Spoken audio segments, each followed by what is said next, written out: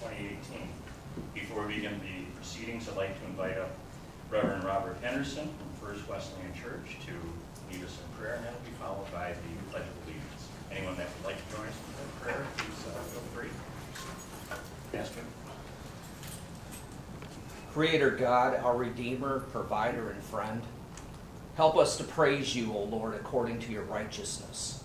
Fill us with your Spirit so that we will sing praises to you as our Lord God Most High. May our mouths tell of your righteous deeds, of your saving acts, though we may not always know how to formulate the words. We confess to you our inadequacies, weaknesses, and especially our sins. None of us stand perfect before you in comparison, no how much good we have done or strive to do. Only you are perfect and holy. With that in mind, we confess that we are a very needy people. In these days of angry turmoil among us as Americans, I pray with all my heart and strength that you, Holy Spirit, would remove the hatred, jealousy, negative anger, selfishness, dissensions, and envy from our hearts and minds as Americans. Cleanse our lips with hot coals of righteousness so that we would speak rationally and respectfully. Help us to control our emotions in times of disagreement so that we are able to value the very dignity of every human being, and in so doing show respect toward those we most volatilely disagree with. Bearing with one another, help us to forgive each other just as you willingly forgive. Forgive us as a nation for the hate towards one another. Be merciful to us as sinners. May your holiness cleanse and prevail in our lives.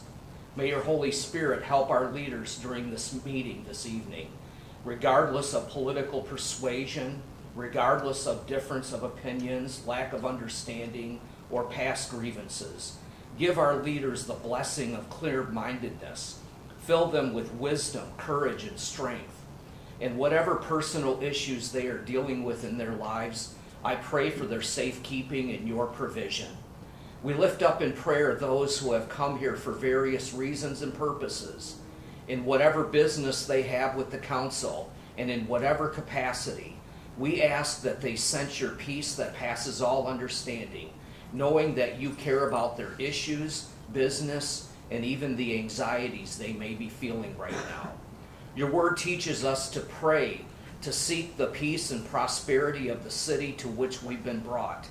We pray to you that the city would prosper, so all would prosper. Bless the city of Muskegon. Bless our people of all races, creeds, religions, languages, and persuasions. Bless our families, our children, and our homes. Father God, I pray for my city, my birthplace, my hometown. Rescue our cities from the hands of evil so that everyone may know that you alone are God. Heal our people of drug and alcohol abuse that are robbing our families of stable moms and dads. Reveal truth to investigators. Give protection to our police and firefighters. Bless our businesses, both large and small. Help us, Most High God, as the people of Muskegon, to shine like a city on a hill, being a light of refuge to all who are seeking a place to live and work, rest and rejuvenate. May we be a shining example to communities everywhere of what your love and peace can do through regular folk like us. I pray these things in Jesus' name. Amen. Amen. I pledge Allegiance to the flag of the United States of America and to the republic for which it stands, one nation, under God, indivisible, with liberty and justice for all. Thank you, Pastor.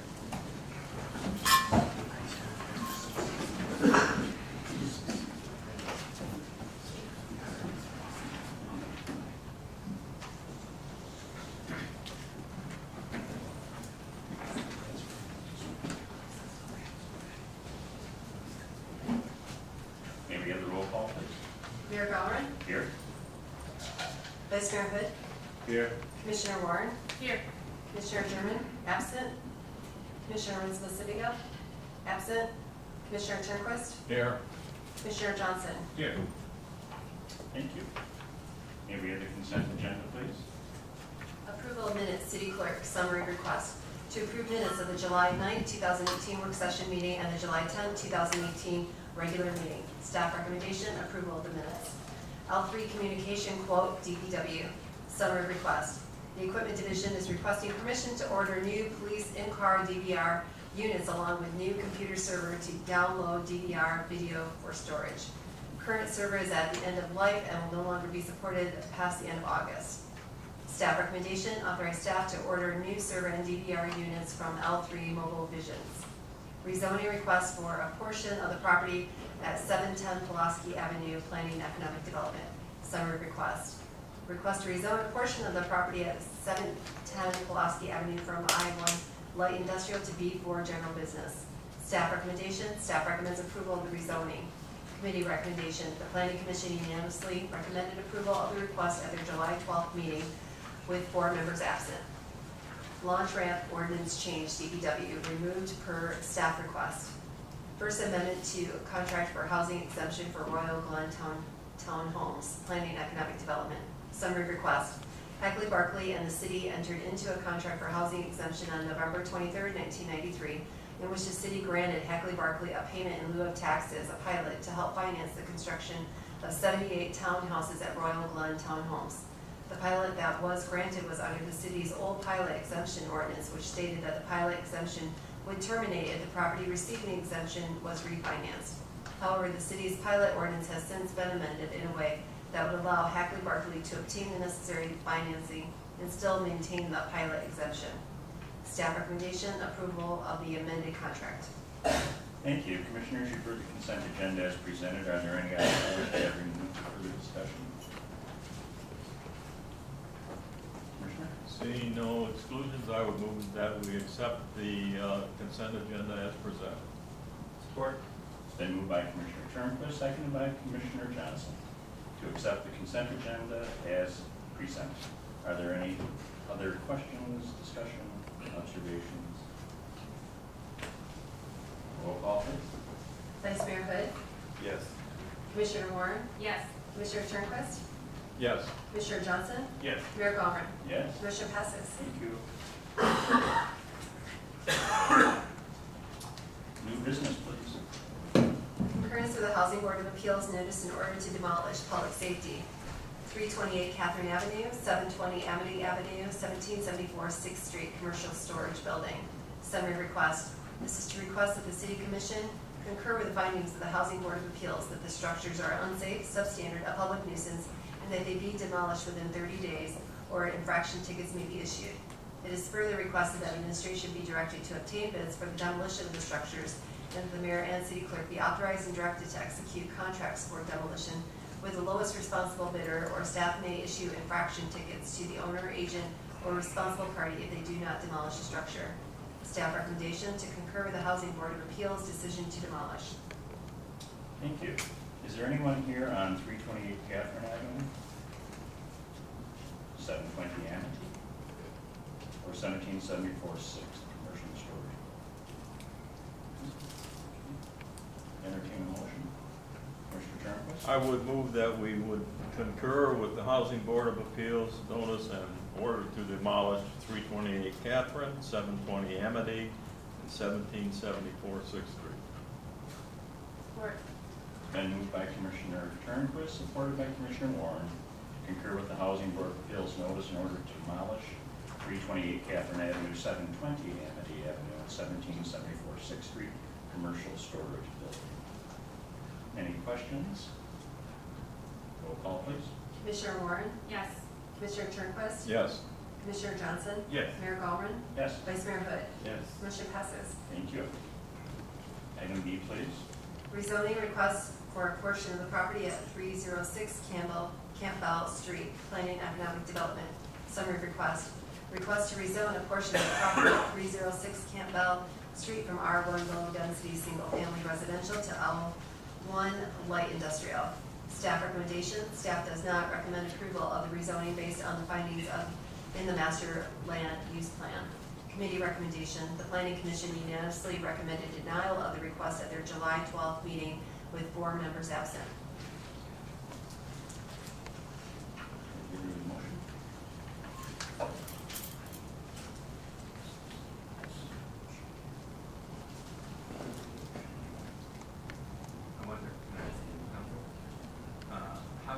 since it comes with a recommendation against, how would you want the motion phrased? To support it and vote it down, or a vote and to concur with the planning commission? Well, it would either be a motion to deny the request or a motion to approve the request. Either one's fine. No, that's different. Well, no, either one's fine in terms of how we vote. Like, either motion is, and then we either vote for or against the motion, whatever it is. Ultimately. So if we say concur to deny, then we would vote affirmatively if that's what we Well, want. it'd be a motion to deny the request. And then we'd have to vote affirmatively. Or a motion to accept the request, and if we didn't want it, we'd have to vote it down. And you still have to then come back and vote for the denial. Okay. So we want a motion I presume you want a motion to deny the request. to concur with the planning commission. Okay. Well, unless you want any questions, Commissioner Ward? No. Oh, I was just going to make the motion. Oh, no, go ahead, Vice Mayor. Okay. I move that the planning commission unanimously recommended denial of the request at the July 12th meeting with 4 members. Moving that we concur with the denial. Yes. Support. Been moved by the Vice Mayor, seconded by Commissioner Warren, to concur with the Planning Commission's unanimous recommendation for denial of request at the July 12th meeting for rezoning a portion of the property at 306 King Street. I know we do have the original petitioner who may want to make a remark, but Mike, did you want to? Just a quick overview, and Quick we'll let the overview. petitioner speak, but it's a large, oddly shaped property. Much of it is wetlands, and for some reason it's zoned industrial, and I haven't been able to find out why. Some people have thought maybe something to do with the old celery plants or something. Probably should take a look at rezoning that to open space conservation, which much of the rest of the wetlands in the city are. That kind of opened the door for this request. I talked to the applicant. He talked about possibly wanting some type of small garage industrial use where the residential lot is at the corner of Getty and Leonard. And since it's adjacent to industrial zone property, even though it's not industrial, it kind of opens the door for that. So that's how the request started. But the master plan is pretty adamantly against this type of request. If you look at the zoning map, there's a lot of different zoning uses in the area, but it's mostly just single family and multi-family residential in the area. So even though some things are zoned certain ways, the master plan calls for buffer zones from heavy use to light use. Not something that you would want industrial in a residentially zoned neighborhood. So that's where staff stands on it, and the planning commission also voted that way. Any questions for staff? And then I'm going to ask the petitioner wants to make any statement. Commissioner?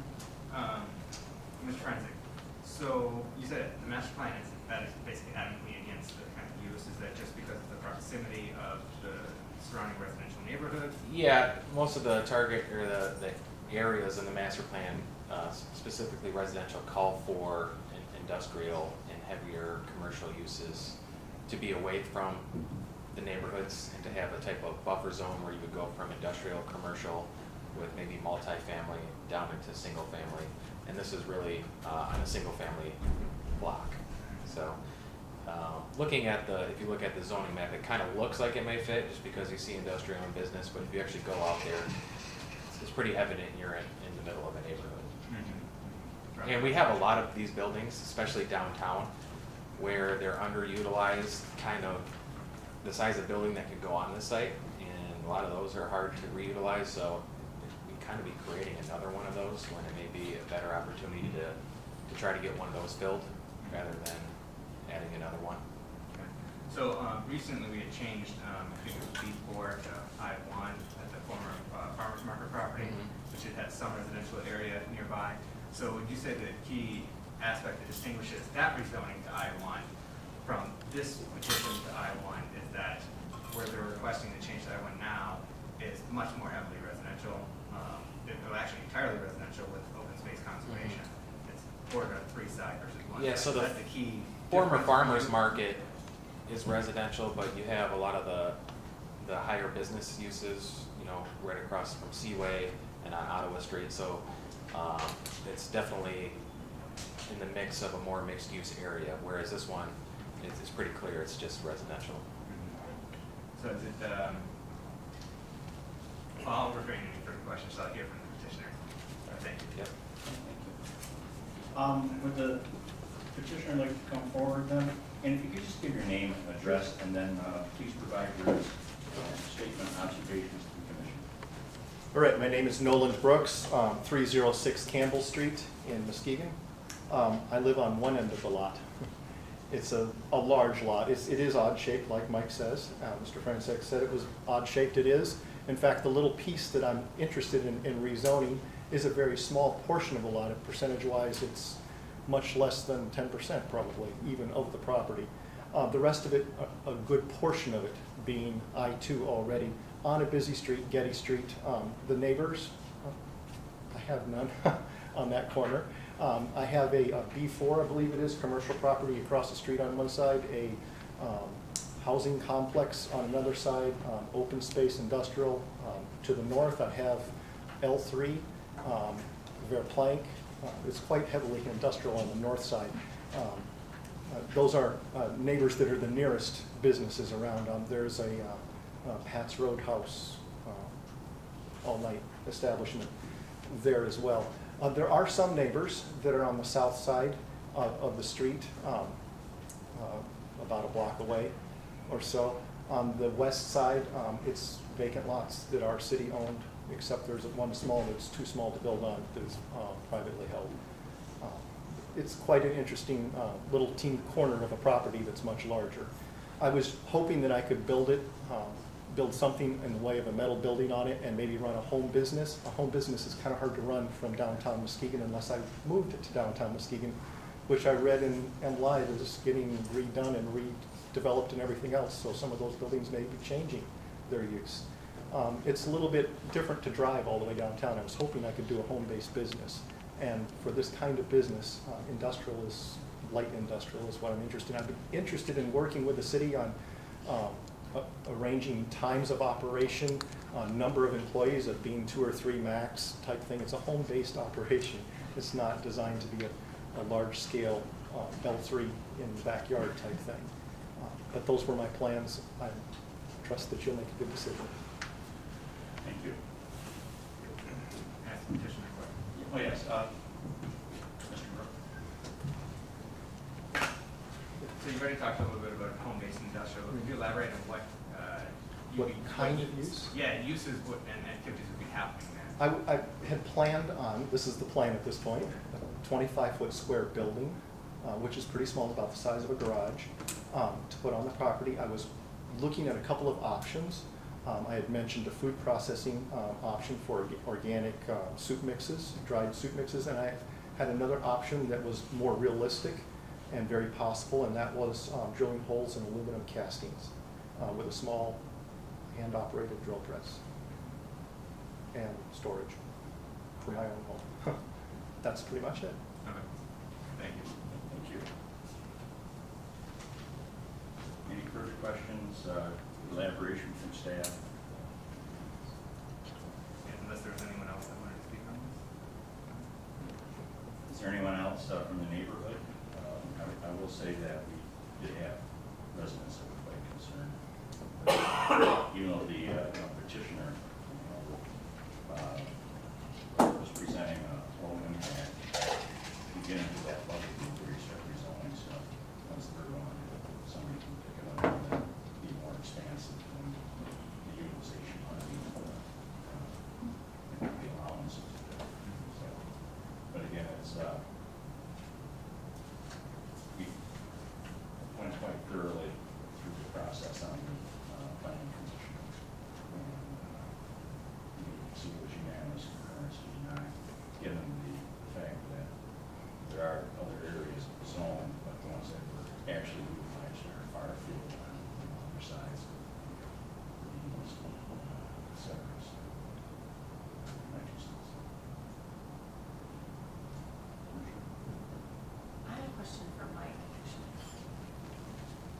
So could any modification of his home business plan that he presented is anything like that acceptable without changing the zoning?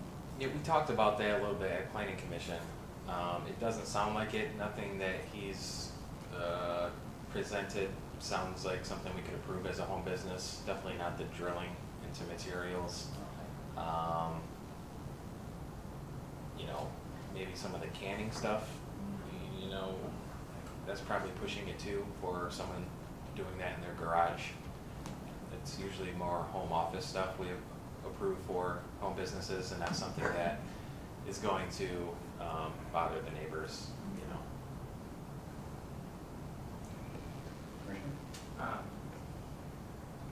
So in speaking on that, to follow up on the question, would that be something you'd have to pursue a special use permit to do? Does he have that option? No, Or- because it's pretty blanket. You can either do your home business or not. There's not more intense ones you can do with a special use permit.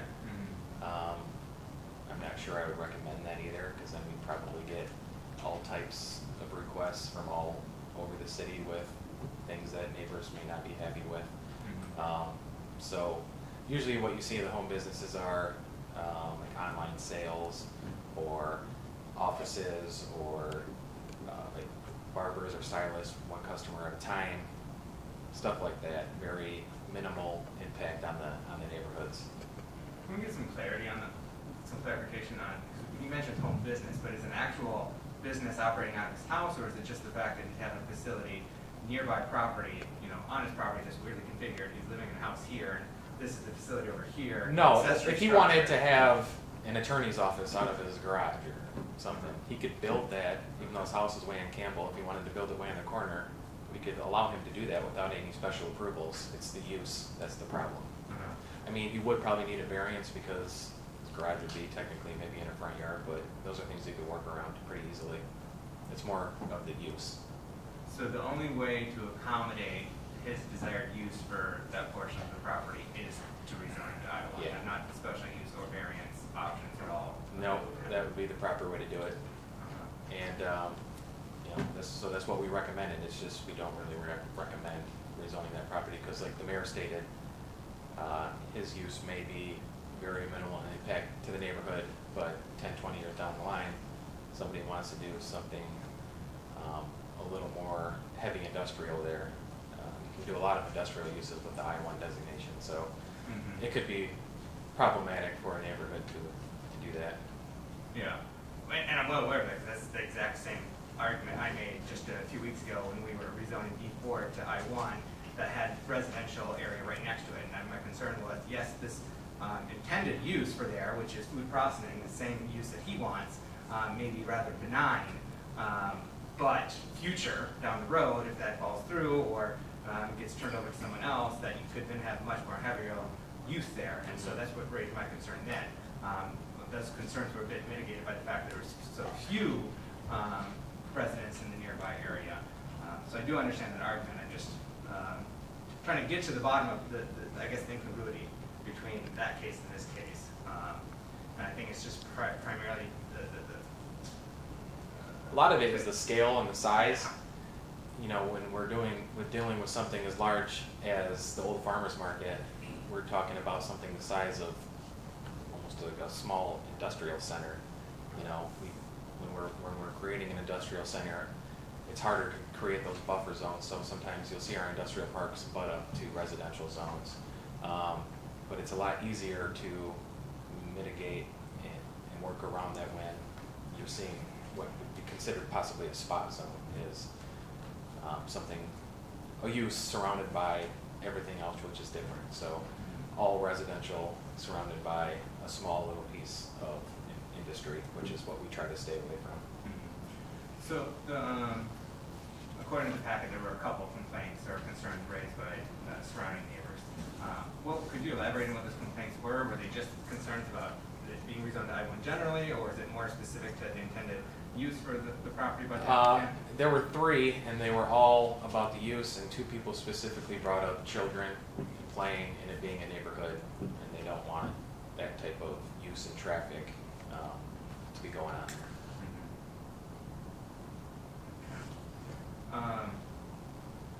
there. Is there the option, and I don't know if legal counsel can weigh in on this, but is there an option for it, if it were to be rezoned I-1, that the property owner volunteered to read deed restrictions to very specific industrial use on there, that's relatively benign and maybe acceptable? I'm just trying to figure out a way, possibly, that we can accommodate this. I mean, we don't want to stymie entrepreneurship, especially from our residents. We want to support that. And here we have someone that wants to, you know, grow his own business for the benefit of himself and other employees, it sounds like. And so I'm just trying to see, is there a way, some way that we can accommodate his request while still, you know, protecting our interests within the master plan as well as the surrounding neighborhoods? Well, I think we also have to think about what that could do to the potential of that street moving forward. Just to the west of it are quite a few separate vacant lots, which are difficult to build on because of the ravine. But there was historically an apartment complex there. And that's probably the only thing that could fit now, if we get creative with the zoning, is an apartment complex or some type of skinny, wide homes. But the opportunity there is there for residential development, especially overlooking the ravine. That's a nice area.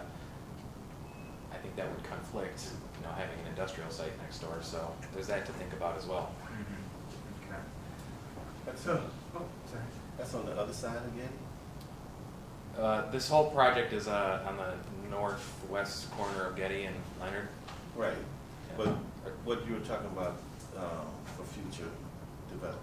It's just to the west. So there's this one parcel that he wants to rezone, and just right next door, there's about 6 or 7 small residential lots that are undeveloped, but they used to have apartments on them.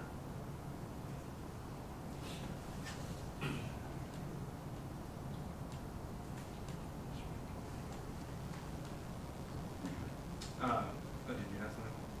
I was only gonna make one suggestion, and I know, the individual said he really wanted to be on his property, but there are probably literally dozens of buildings that are in this same sort of situation right now that are vacant throughout the community, because they're just really hard to fill up. They're small, old industrial buildings, and most of them are just used for storage right now. My guess is you could probably find one that is just as affordable and maybe not quite as, you know, as walkable, but there are a lot of options, and I think we've seen that over the years, they've turned out to be not really very sustainable for the neighborhood. And if you go through even Nelson neighborhood or McLaughlin neighborhood, you see them, I mean, they're vacant. I don't want to stand in every corner because they're not in every corner, because there's quite a few of them.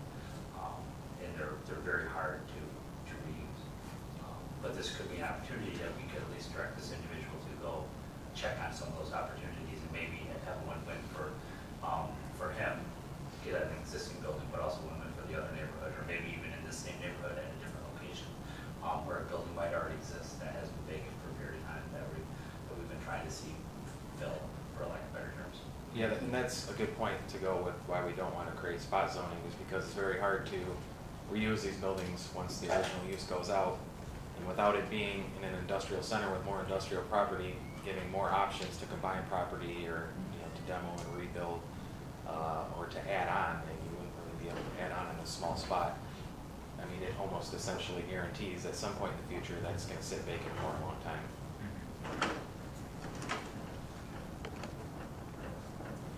Thank you, both of you. Good insights and perspective. And given the possibility of unintended consequences of establishing spot industrial zoning in the surrounding, predominantly surrounding residential, I will have to concur with the planning commission. But I wish we could find a way to support your desire, Mr. Brooks. Maybe there are ways we can help you identify other properties nearby to accommodate your desired business activity, or possibly even connecting you with forget the name of the, Kitchen Tour too, or what's going on in the Old Farmers Market. Yeah, Essex project. I'm forgetting the name of the project itself right now, but that's going to be food processing. So maybe there's a space there that you could then rent and use that to get your business going. So we have some collaboration there. But I do wish you the best of luck, and I don't think you're going to get what you wanted out of tonight's meeting. But I do wish you the best of luck, Mr. Brooks.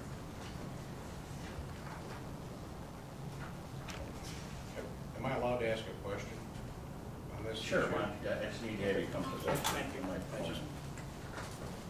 I'm James Tolbert, 316 Morris Avenue. And it does refer to this particular. Yes, topic. yeah. This is separate from why I'm here.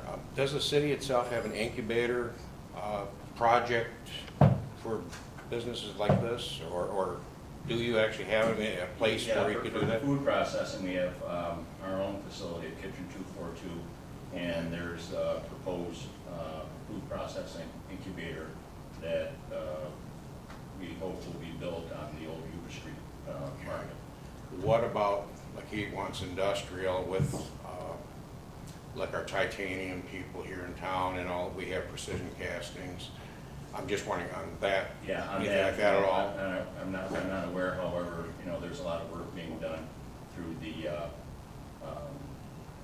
both the Hub Innovation Lab from Grand Valley State University and at the new Advanced Technology Center, also makes available laboratory space for entrepreneurs down at the Old Chronicle building. Thank you. That's- Okay. I'm just questioning. And I will add that, a number on the planning commission were in, a bit of quandary. I mean, for many of us, it was straightforward. The risk to that residential area and looking forward to, potential for, regrowth there and trying to marry the two. But people were taken by, his proposal and, is there a direction you could help guide them in, the same state of mind or philosophy? So I do hope that, you can find an appropriate spot in the city, hopefully not too far from your front door. Roll call, please. Commissioner Turnquist? Yes. Commissioner Johnson? Yes. Mayor Gallagher? Yes. Vice Mayor Hood? Yes. Commissioner Warren? Yes. Motion passes. Thank you. Is there any other business to bring before the body, Commissioners? Commissioner Warren? I was hoping that Chief Lewis could come up to the podium, please, and talk to us about the dog ordinances. Because there have been issues, it seems like every season there are issues with understanding what the ordinance is, how it's enforced, what that means. So if you could just please give us a brief overview of what that looks like. In particular, it gets talked about the most, of course, at our dog beach. But if you could just give us an overview, please, Chief Lewis. I did not review the ordinance before coming today, but I can tell you this, if you have specific questions, I can probably address those. But if you're talking more, more pinpointed towards the beach area, I think I responded to you about our enforcement policy out there. And it has been a source of issues for quite a long time in that area, because we have a dog beach that allows dogs, and then we have a beach that does not allow dogs. And so a lot of times, people from the area, or maybe even tourists, they don't understand what the buffer zone is there. Our officers have enforced it. They do a lot more verbal, they use a lot of discretion and give verbal warnings when people are violating. But from time to time, and this is just about the time that we start getting complaints, the dog owners are not leashing their dogs, which we have a leash law, a leash ordinance. The dog has to be under control, and that, Mr. Schreier is here today to talk about what we mean by a leash law. It doesn't necessarily have to be a physical object, but if the dog is in control and it is leashed either verbally, or as soon as they are very well trained, or they do have an actual physical leash, the officers, of course, allow that. A lot of people do not clean up the feces of their dog, and that is a source of complaints, and we will enforce on that. But there again, I think we err more on discretionary warnings than we do on issuing tickets. But if it becomes a problem like it was last year, we spent some time and we actually spent a couple weeks in strict enforcement, and it worked. But we also, it was a source of many complaints, especially from locals that got tickets that felt that they've been doing this for a long time and no one said anything. And then we kind of like had a dog crackdown. They got tickets, they were not happy. But generally, we do have a dog ordinance in town. The sheriff's office is responsible for a lot of the dog impoundment activities, but that recently has gone to Pound Buddies. So if we come across a vicious dog or a dog that is a menace to the community, we take those dogs and take them to Pound Buddies, and people can get tickets. Your dog has to have a license. Your dog has to be vaccinated. Those are more or less kind of the less call end. Barking dogs can be a problem. We'll handle those calls also. Generally, it's in the evening hours that we'll handle the barking dogs. There's an array of complaints we get with animals. We do handle those through our ordinance. But I think you were referring to pretty much the west end, the parks and the beaches, correct? Well, and also I was hoping for some clarification because there are, like we have our new downtown dog park. And so I think there's a sign there that says you can take your dog off the leash. I've only been there a couple times.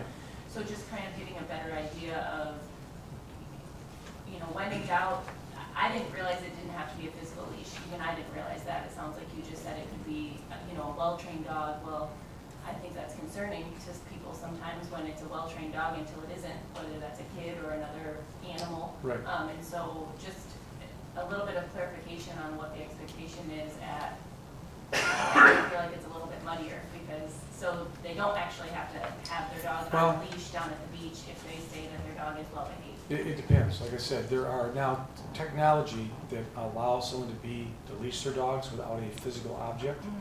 And so sometimes the old ordinances don't take that into account, but when you go over to the court and we start coming into a hearing, sometimes the magistrates can rule against this. But I do agree with you. I think when people go to these, the intent of the ordinance is to control your dog. And of course, we do that using a leash, some kind of physical object. Like I said, or maybe a object that has a radio signal or whatever. But when a dog gets out of control, even on a leash, I had an incident where a dog was on a leash and went out of control and got my dog.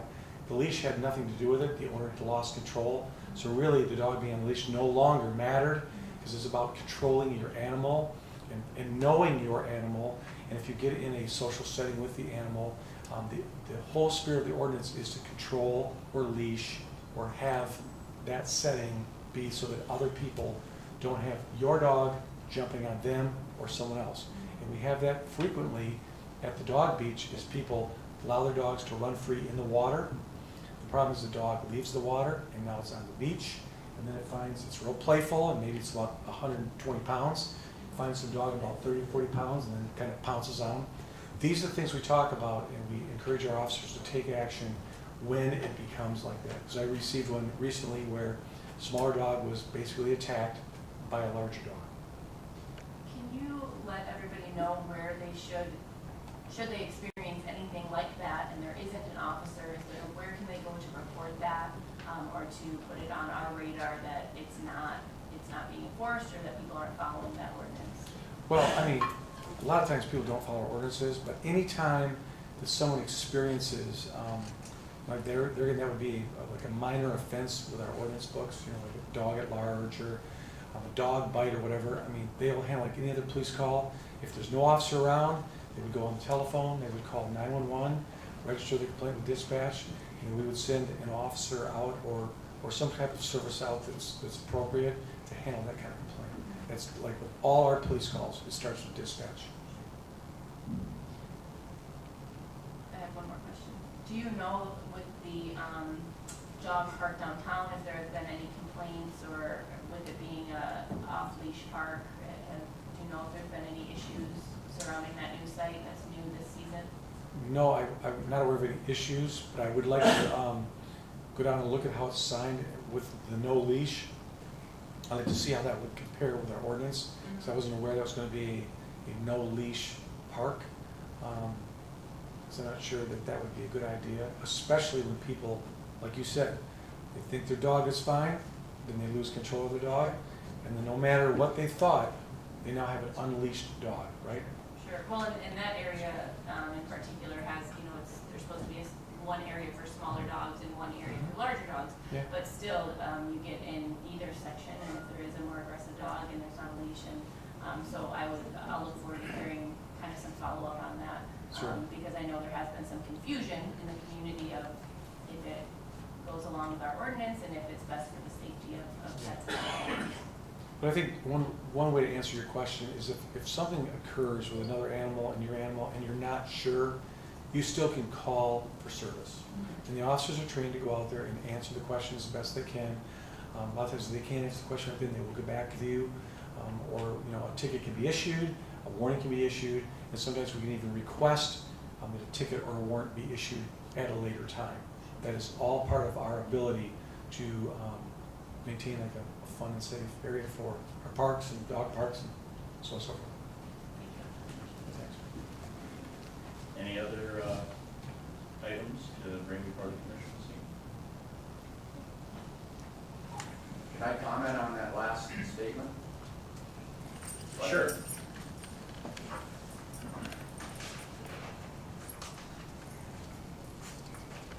I just need your name and address. Okay.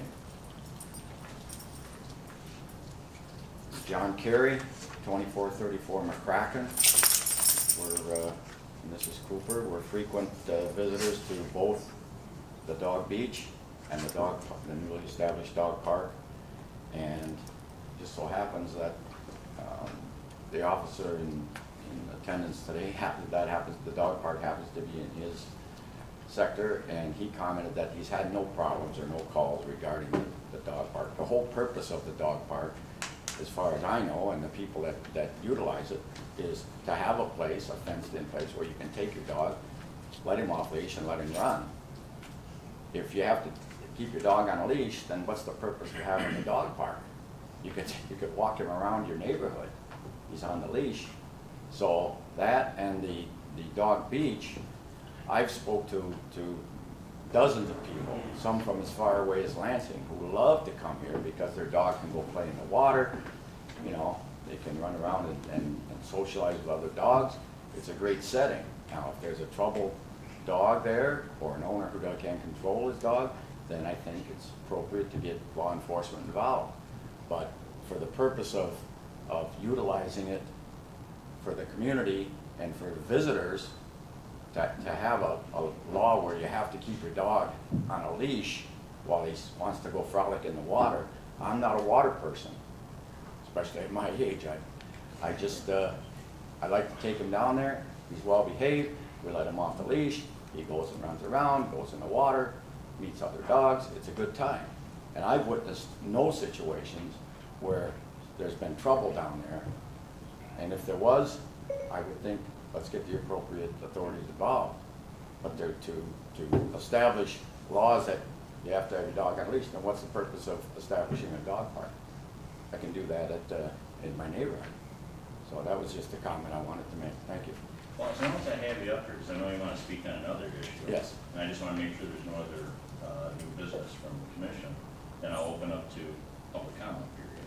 Okay. Okay, and I see you do have a request to speak. I'll open up to public comment. All of our neighbors are welcome to come and share comments and observations. At this point, each individual is given 3 minutes. If you see me going like this, I'm not waving my finger at you, then you should have 1 minute. And we may not always have exact answers for you this evening, typically not, depending on the issue. But before you head out after the meeting, we'll put you in contact with the appropriate staff member who can begin investigating or studying the topic and work with you on getting an answer. So, Mr. Carey, we already had your name and your address at 2434 McCracken Street, and you have a comment regarding renovation of the LC water. Thank you. And I want to make it clear that I represent no one other than myself and a group of concerned citizens like myself who are witnessing the renovation, and I'm very pleased, and I think that Frank has done a good thing in pushing this, the renovation of the arena. My concern is that the timeline and the work that's being done, we're less than 8 weeks out from the start of the utilization of the arena, by the public. And I don't know of a plan that's been submitted and adopted for the renovation. Is there a plan that's been submitted and adopted yet? Not quite, no. Okay. We're not quite there, we're getting close. So we're 8 weeks out, there's construction, a considerable amount of construction needs to be done, and we don't have a plan yet. Okay, were formal bids requested for the work that's been done there so far?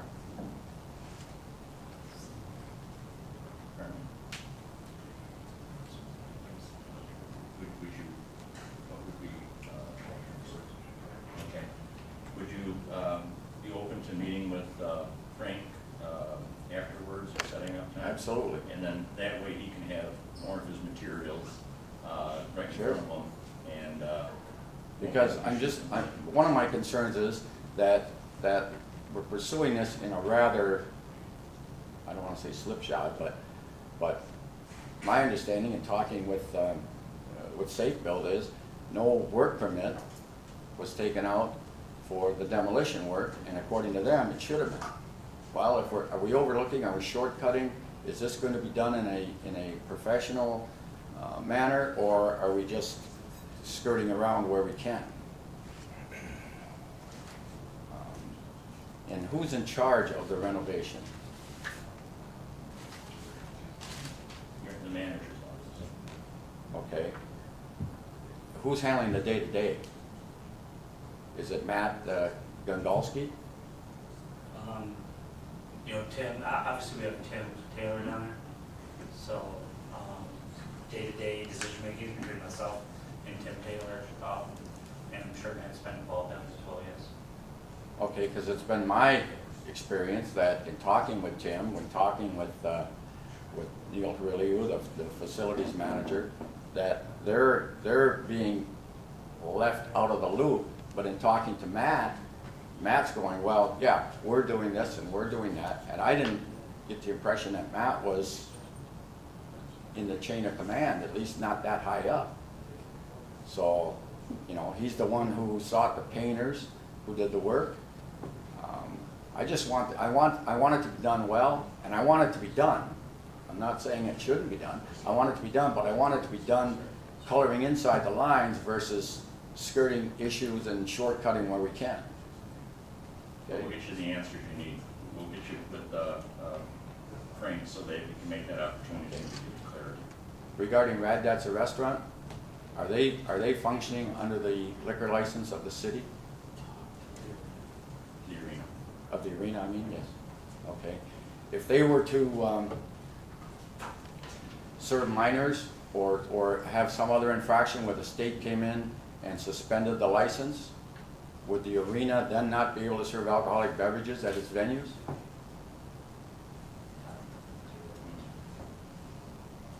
I don't have that immediate answer for that, so Okay. Because it just seems to me like the Depending city's, on their, the city's putting a lot of eggs in that one basket there. right. To clarify, that's just temporary. That's not a permanent plan for them to operate under our licensing umbrella. That's just a temporary.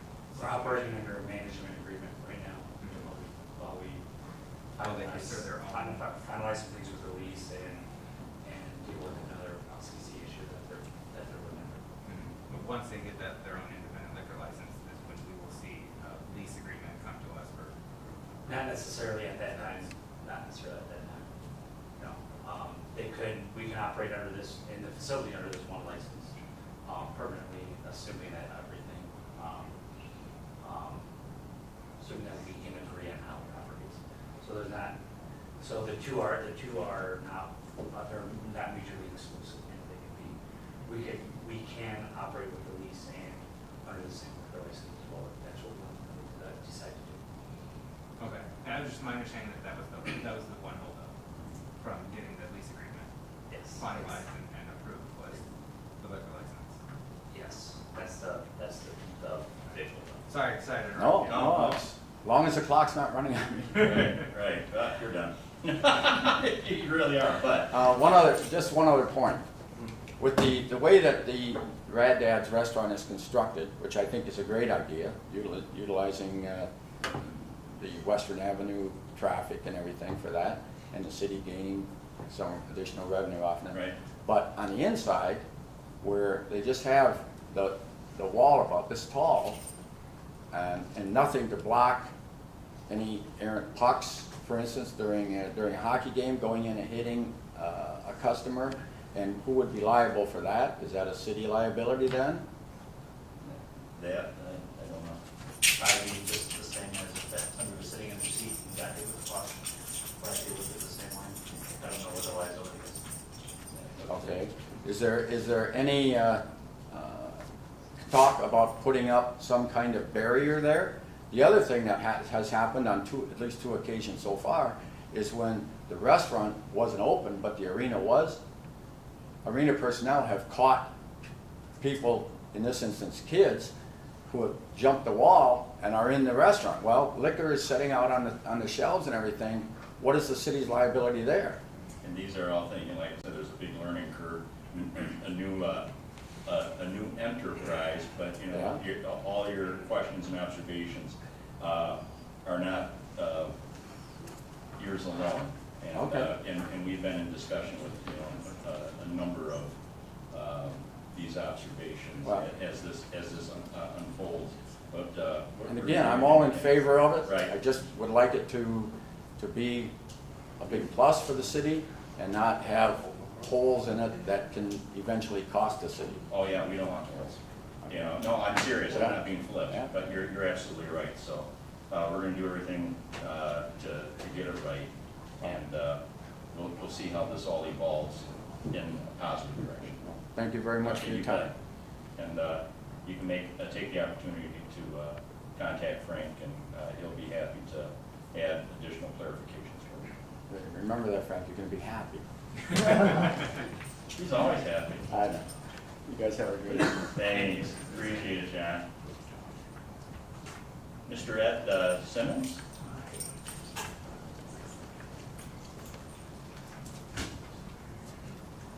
Need your name, address, and blood type.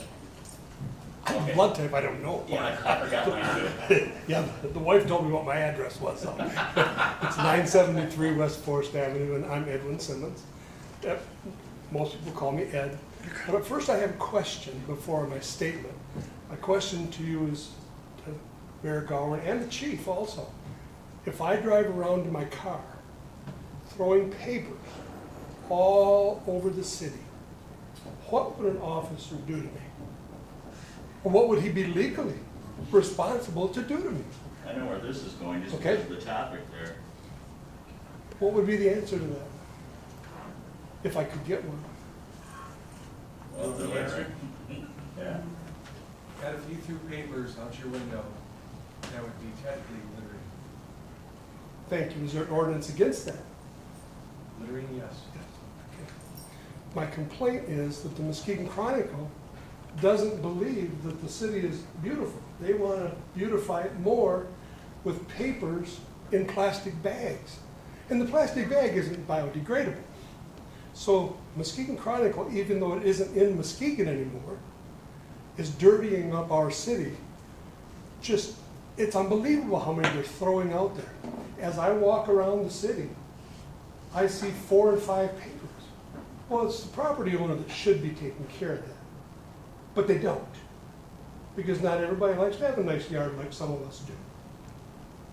I think the city should do something with that to tell them, we understand you need advertising because you need subscriptions, but we don't need your trash all over our city. We are trying to beautify the city, and they're trying to garbage it up. Absolutely. I know what you're talking about. You're talking about the non-subscribers who get those once a week around the town things, Yep. and they pile up on empty properties Yeah. and And even properties that are lived residential in. properties as Some well. of them might be rental, the rentals don't care. It's Right. not their property. Or even permanent residents, you'll see them. We've been making phone calls and fighting with the perpetrators, the business regarding this and how they interpret that as, well, that's a subscription.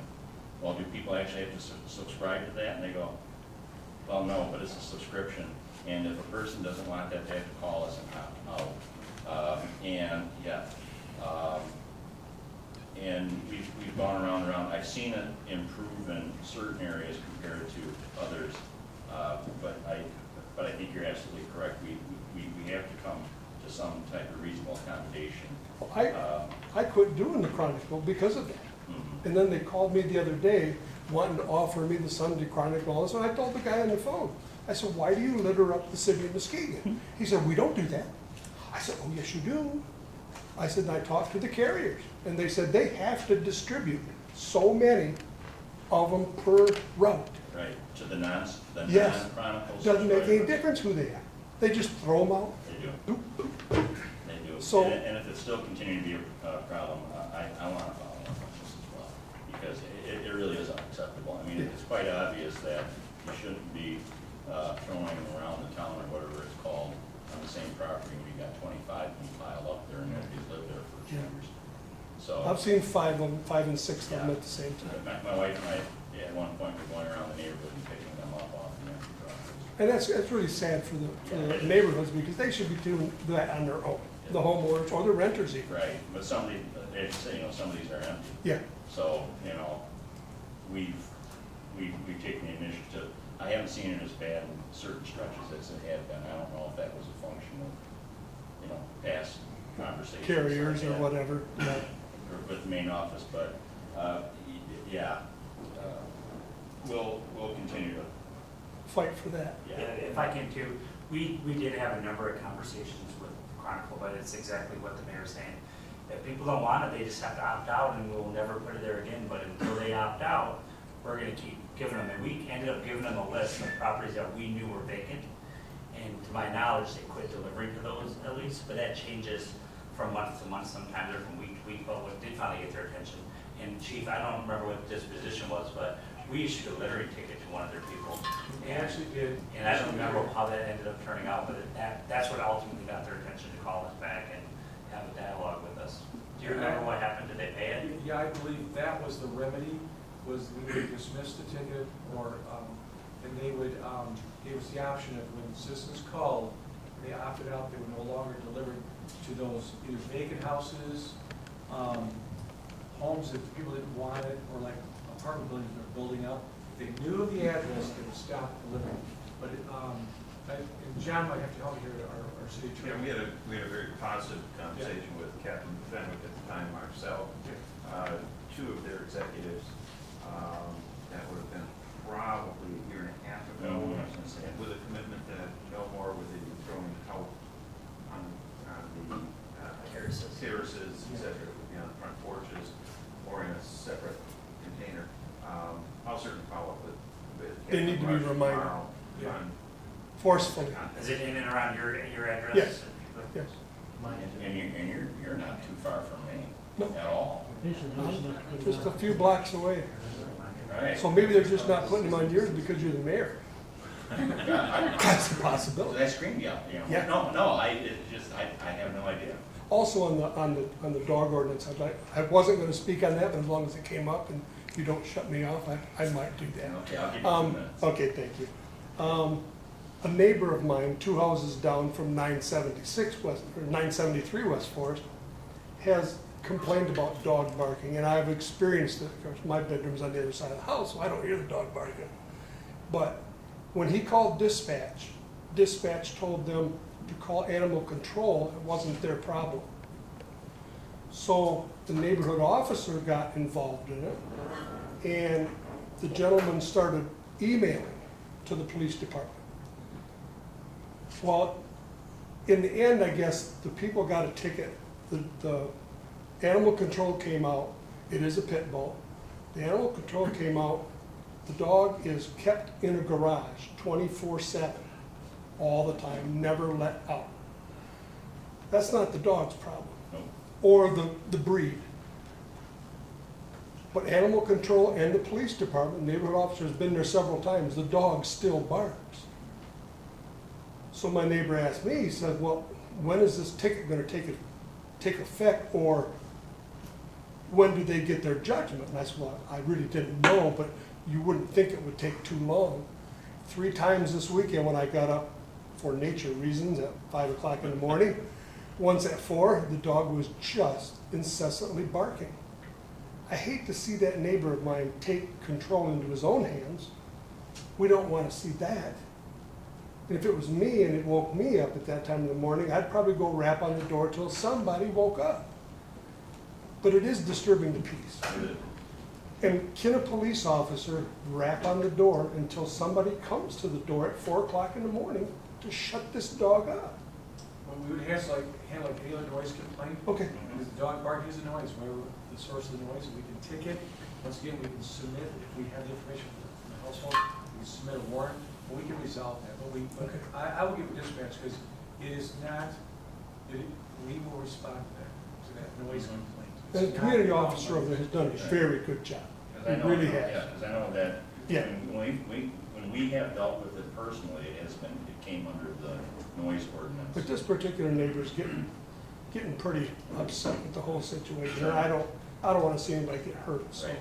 I appreciate that. And the neighborhood officer does do a very good job. He's doing good.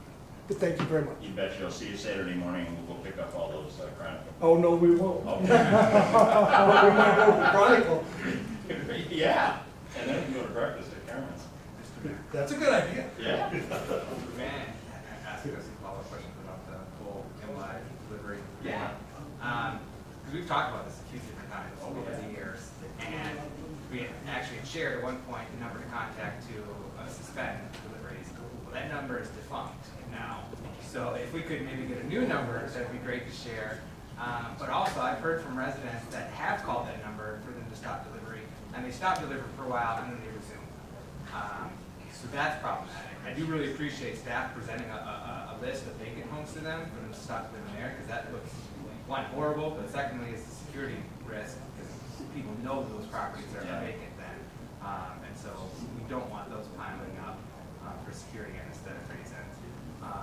But thirdly, I wonder, in one of our conversations, the chief had indicated that we can't ban them because it's a free speech issue.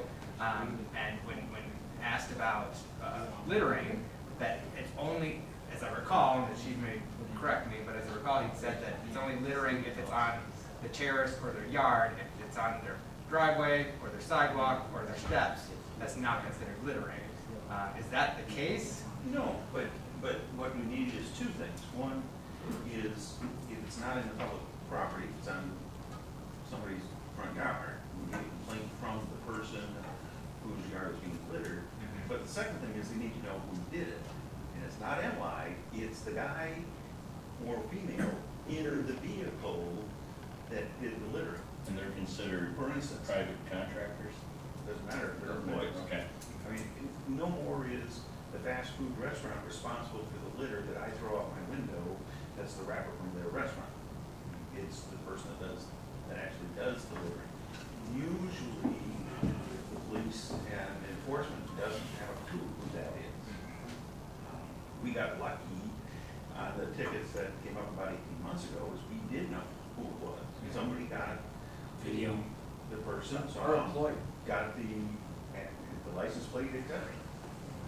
Couldn't an argument be made, and any legal standing, you can tell me, but couldn't an argument be made that these people are operating under the auspices of this entity, being instructed to deliver them, and the entity authorizing them to do this should be regulating their behavior so as not to litter?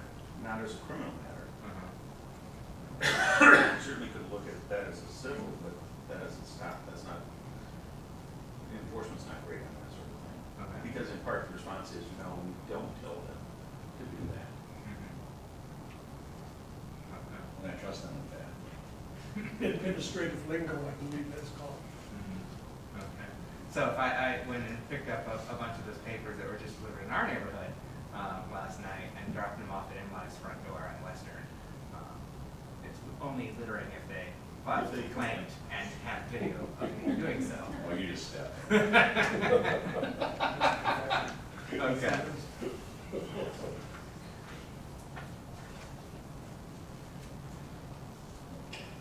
Next, we have Mr. James Toblick.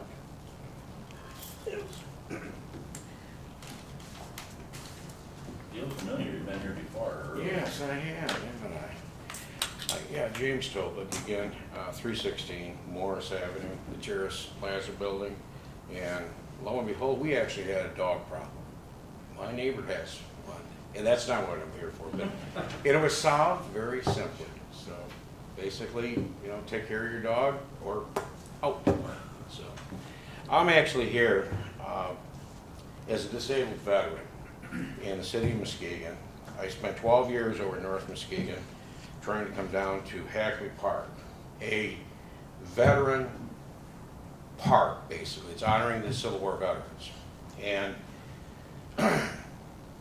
the parking for handicapped people around that park is, to be honest, terrible. It's finally, after a couple of years of talking to different people, we've got 2 handicap spots at that park, alongside the park. One by the entrance, across from the Episcopal Church, the other one across from the, I believe it's the museum, the red brick building there. And the actual parking spot, excuse me, the parking is actually just about as far away from those 2 entrances to the park, like Parties in the Park, Taste of Muskegon. Art Fair, you don't put up the fence. And this year, though, it was particularly hard for me to get parking, and I have no cartilage in my knee at all. It's gone. It was operated on in Heidelberg, Germany. And as I drive around, event after event, I now live in your city. It's my city now. And I'm looking for a place. I end up talking to police officers. I've talked to firemen and said, where is the designated parking for these events for handicapped people? And everybody says, I don't know, because there isn't any. Now, we just had the Rebel Road, where Western Avenue, from the farmer's market, half the farmer's market where that street was vacated, all the way down the end of Western to the Elks. Actually, even beyond the Elks, but the Elks where Western turns there toward Heritage Landing. All of those handicapped spots, and there's very few to begin with. The actual first spot is at the post office. Okay, the next 2 spots are at Fruenthal Center, and then 1 spot, another spot at the bars, none at Amazon, and then there's a spot, of course there's no sign there, way down at the Industrial Museum, the 557 grill there. They have the paint on the road there. But my point really is, and I took pictures, blow-ups of all of these spots that are basically blocked off. And I'm trying to think, how can I help you fix this problem? Now, you had 9 cross streets blocked with these huge barricades. And you did it actually double, because you had Western, but you had the street on each side, so you had a blockade at Western and a blockade leading to Western. So you had the narrow end of each block. Why in the world, in a mile-long event like that, I can't walk on concrete, as I said. Why, and many people are in wheelchairs, why can't you have some of those side streets as the blockades, you have, you know, no parking, police order, such, have those as temporary handicap parking, 2 or 3 of them along the distance. Now, a lot of the vendors park there. A miracle happened. You had 3 overnight RV villages set up. Why in the world do we have to have each vendor taking a parking space from the consumer that you want there? Because, again, you have all of that parking, but it says do not enter. You know, it's like you're sending mixed signals into me. Of course, I just get furious. And then I go up north and I have dinner somewhere else. And honestly, I didn't end up at Rebel Road at all. And I could have bought a 3-wheel motorcycle at the Harley dealer. I didn't. And I mean, again, I would love for you people to actually take a look at these. It can be fixed. You can make this city handicap accessible. Please, I'd like to pass these. You had an opportunity to sit down with Dewana Thompson? No, I'm fine, but please. No, but you had an opportunity to, did you make contact with Dewana? Yes, oh, I'm sorry, I've had a delightful conversation with her today. And that's, again, these things are fixable. And a question for you. Have any of you ever been to Summerfest in Milwaukee? No. Please do. They have a shoreline festival. Basically, it's the entire summer. It's developed. They have band shells, actually made out of earth, where they have different bands playing and they're not interfering with each other. You can actually check your kids into like a kid corral. They put the hospital bands on so you can go to an event, come back and your child's safe. And for the development of our city, you know, and one other thing, but this changing our skyline does not change the city. If people are treating people mean, people are just discriminating, you know, it's just going to be the same old Muskegon. So I really look forward for the city to ask people like me. But I got one other, do I have another minute? I saw. I'll give you another minute. Okay. I saw 3 children in wheelchairs being pushed by 3 adults. 2 kids and 1 very large, probably late teenager, being strapped in with big wide belt straps. I felt lousy. My knee hurt like hell, but excuse me, heck. And later, I left. I headed back to my apartment, Terrace Plaza, and I'm driving by the Social Security building. Lo and behold, there they are, those same 3 adults and the 3 kids. That's as close as they could get a parking spot for their handicapped van. And commissioners, that just is not acceptable to me, and it shouldn't be to you. So please, let's work on this. And like I say, I'm retired, so I would love to sit down with your planning or wherever I have to. Okay, no, and we shall. You know, as these things expand, Yeah. it becomes a learning experience for, you know, all of us. And so, you know, some of these issues, you know, even after 12 years, you know, haven't been brought to our, you know, views, but we welcome the observation so that we can make improvements. You know, Well, I know that we are expanding the number of handicapped parking lots around the town, but that doesn't necessarily. Okay, I put that in there. I was kind of actually going to put that first, but. And Dewana was going to follow up, you know, not just with you, but with, you know, staff as well. Good. You know, after the discussion. So, but you know, they're legitimate observations and concerns, and we want to make sure that we can accommodate all of our neighbors. Mayor, the picture of me sitting in front of the paperwork, that is 42 years of Veterans Administration paperwork over my knee. I'm sorry. That is for it, yes, yes. And it showed. I don't give up. And I will keep fighting and fighting, but I don't want to have to fight you. Oh, you don't have to this fight. to be a mutual. It'll become a collaborative. Thank you, and I really truly And appreciate that, it. because, you know, we want to make sure everybody can have a fun time, and there's options, okay? Thank you. Again, you know, it's an issue of, you know, some of these things come up, but just now. You know, we haven't had visits for some of these issues. But now they are, and, you know, we want to know. And then somebody wants to share their information with you. On the subject, 3 questions. So, we saw some of the photos in which the accessible parking spots were just inside a cordoned off area or otherwise were blocked. Do we have the option, the legal right to do temporary accessible parking? You know, create a spot that is restricted to accessible parking on a temporary basis when our permanent spots do become inaccessible?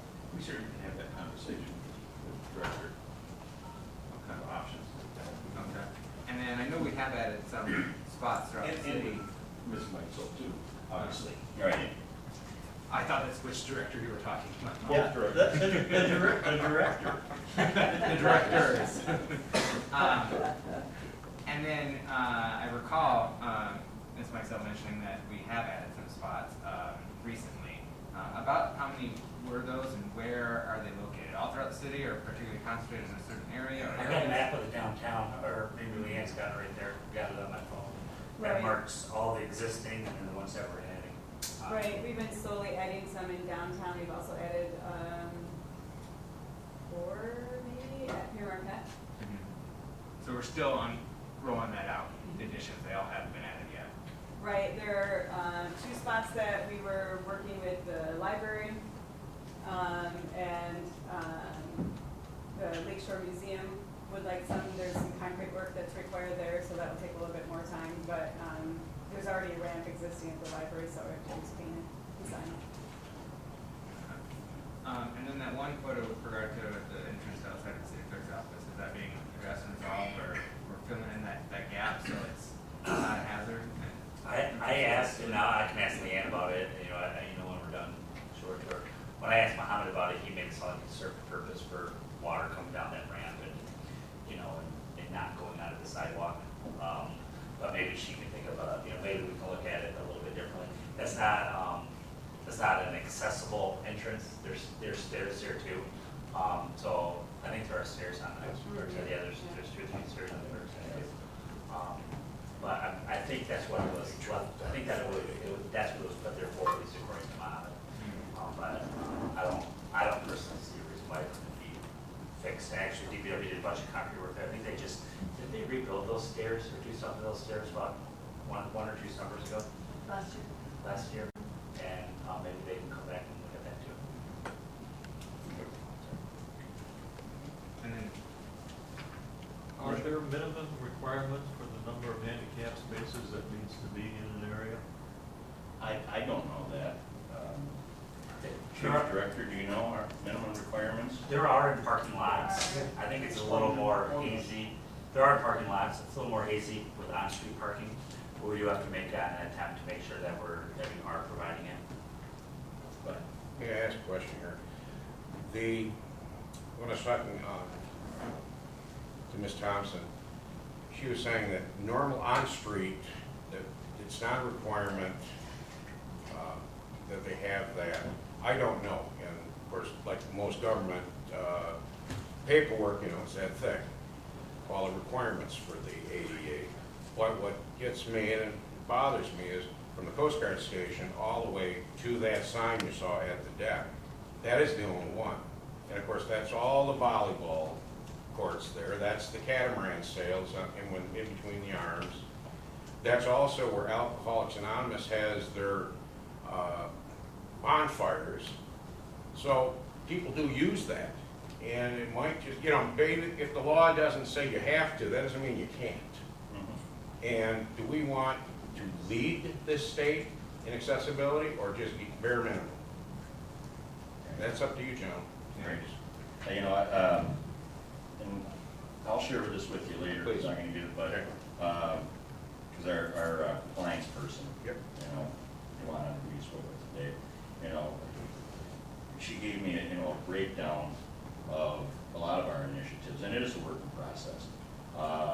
But you know, with our relationships with, you know, Disability Network, you know, folks from, you know, No More Sidelines and whatnot, we really do focus on this, and we try the best we can in an almost 200-year-old city, you know, with the miles that we have of, you know, roads, sidewalks, et cetera. But it's more than on our radar, you know, it's a part of, you know, our philosophy, especially in the past few years, of, you know, concentrating on pedestrians as opposed to cars. Everything from our narrowing of streets and, you know, utilizing the resources that we do have for, you know, the cutouts. You know, we had a favorable study done here in the past 3 years that showed that, you know, we do a pretty damn good job for an old city, you know, for being able to, you know, get around via foot or bike or, you know, aided, you know, mechanisms, you know, for folks that need it. So, but again, it's always a working process. We do appreciate the fact that you're bringing these observations to view, because sometimes it's the first time that we've, heard them. And we won't know what direction to go unless you are here. And welcome home. I used to live at 297 Clay when that was originally converted. Yeah. So- Okay. Well, I'm glad you're back home with us. So thank you. Are there any other members of the audience that would like? Bill, I don't want to hear it. Okay, come on up. Give me your name and address. Should I tell Mom you said hi? Bill Blakeman, I live at 3358 Wilcox in Bluffton. I'm going to comment a little bit about the dog park. I'm part of the Greater Muskegon Kennel Club, and we're one of the sponsors of the downtown park. It was downtown Muskegon now that it was in the planning stages for like 3 years. And Dave Alexander came to me and asked me if the Kennel Club would be interested. We give a large donation, and there was matching funds, so we got about $110,000 to develop that park, and working with different construction people and so on. And it came to fruition last May. There's rules and regulations that are posted on the gates. What responsibility is, the dogs are the owner's responsibility, and it's been working really well. Actually, it's exceeded what we expected. I'm also part of the Kennel Club that we provide the mutt mitts down at Doggy Beach. We've been providing those for the last, I don't know, 3 or 4 years at least, because the city couldn't afford to provide the mitts, the mutt mitts. So we took that on as another service to the community. And I understand what this gentleman was saying, that the downtown park is an off-leash, and it's a big part of downtown Muskegon because there's a lot of the apartment people are allowed to have dogs now, and so they have a place to bring their dogs and let them run. And so if there's any other questions that anyone has, I hope I could answer them. Or if you have any complaints, then just blame Bill. No. We haven't had any complaints. But for all your efforts and your dedication, I certainly appreciate it, especially the meds. Because we would have volunteers that would bring in, plastic bags from, grocery stores and so on and so forth. Right, But this is right. more consistent, you're right. But, taking that on so that we can hopefully preserve an asset, to the city and our citizens as well as visitors. I really appreciate the And the focus. downtown park is really great. Yeah. It's probably one of the nicest one in the state because they have 3 or 4 of them in Grand Rapids, and ours is all landscape. It has grass there, and running water, and trees, and the breeze from the lake. So, It's great.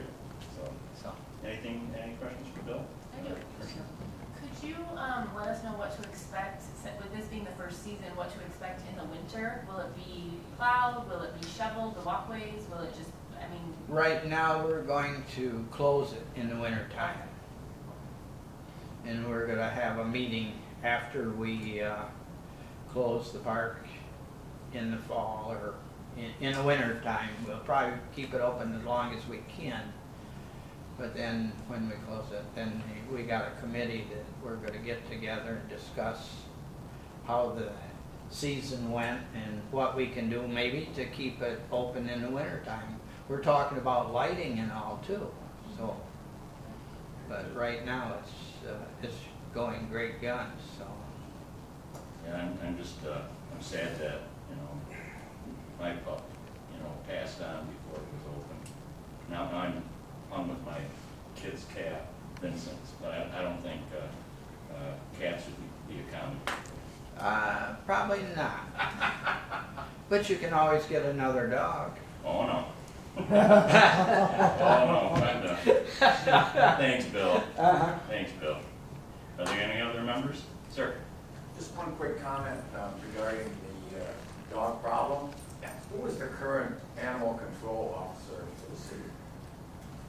We don't have animal control. That had been passed over to the county years ago, and now Town buddies. somebody took the contract to handle the So if there is a complaint, you call Town Buddies? Yes. well, I if did, there's an immediate dog, issue, they can still he came right call Police, it could be a the police 911, and that so that it can be documented and then make its way. Okay, So okay, thank you very much. you bet. There's still animal control, isn't there? Pardon me? There's still animal control, isn't there? That's It's all done through Pound Buddies. Town buddies. Oh, Good contract. oh, did they? But for any issue within the city, you can start immediately with our law enforcement, and then it can be handled appropriately. I just wondered, I have lots of coyotes in my swamp, that I-2 property. Can you name them all? No, I don't feed them, they feed themselves. The deer and the raccoons and the foxes. Yeah. An occasional bear that comes down the river.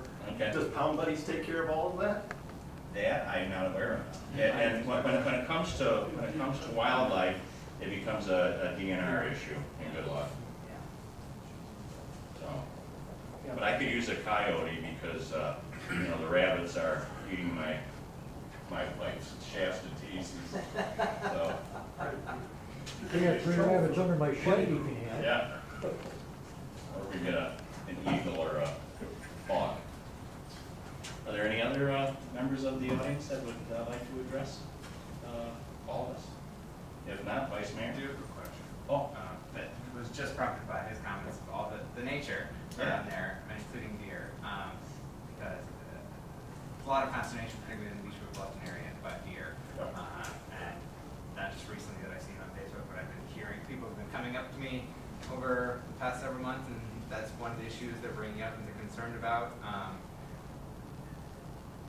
What has staff done to explore how that can be managed, the deer population, whether culling doesn't make sense, the argument that culling doesn't really make sense on a sustainable manner because you have to do it every single year, and that gets really expensive. That's just a temporary fix, not a long-term fix. I mean, so what has staff done to explore how we might be able to mitigate that? We talked at length. We did talk at length with the DNR representative, the local person, and they gave us some ideas. They're not opposed to helping us do a call, but there are a couple of things that they wanted us to do. One of which they wanted us to try to get a reasonably accurate count, so we can see what the numbers look like. And they gave us some ideas of how that can happen. But it's really got to be a community sort of event. I mean, trail cameras and people documenting what they're seeing, and just then they use that to make some estimates. But they also said they were pretty clear before they would come in or let us do an organized call. We have to do our part. One of which is they want us to see like ordinance that gets feeding the deer and stuff like that, which we don't have right now. But do some things where we put some things in place where we're not encouraging the behavior for the deer to come into the neighborhoods. That doesn't mean they won't come anyway. But show that we've done some things to count them, show that we've done some things to discourage people feeding them, and then they have options of how they can be handled. Otherwise, we could have, there's hunting, and then there's, in Ann Arbor, I saw they did some sterilization. There's things that there are options. There are more expensive options and cheaper options, but they're here to kind of help us through the process. But it's not, we haven't done it before, so it's very, very foreign to us. And actually somebody from the AN staff offered to kind of take a lead and do some look into apply it. And I haven't followed up with them in the last 2 weeks to see exactly what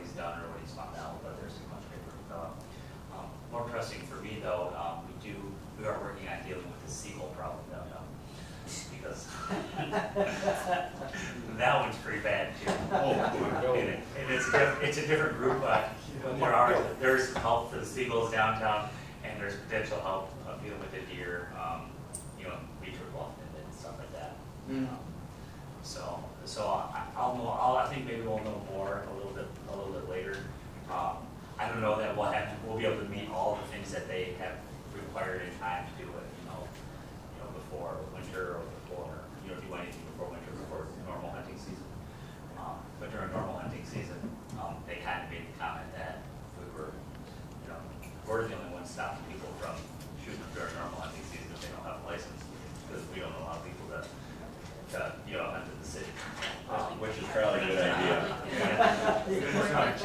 I'm just saying. I do have one question to address that though. Who do the deer, or when the deer go to complain, the groups of deer and the groups of raccoons that were here since eternity, who do they complain to because we invaded their space? What are they supposed to do? You softy.